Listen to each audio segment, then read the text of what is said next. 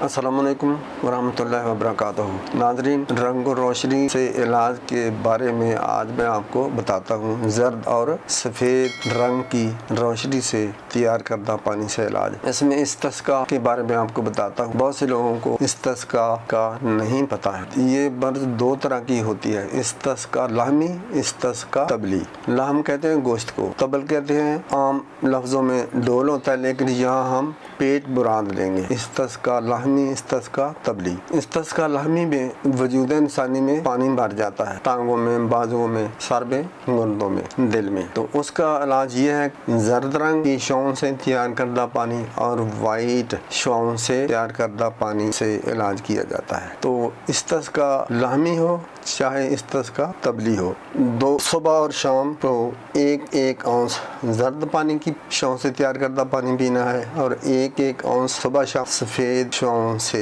तैयार करदा पानी पीना है। सफ़ेद सुबह और शाम जर्द रंग की रोशनी 10-10 मिनट वजूद पर दायरों की शक्ल में लगानी है और फिर इसके बाद 10 मिनट वाइट बल्ब की रोशनी दायरों की शक्ल में फेरनी है। ये चंद रोज़ ही करेंगे तो इंशाअल्लाह इस्तिस्का लाहमी, इस्तिस्का तबली से निजात हो जाएगी और ये वजूद में भरा पानी इंशाअल्लाह शाम के ज़रिए ख़त्म होता जाएगा। अस्सलामु अलैकुम वरहमतुल्लाहि वबरकातुहू।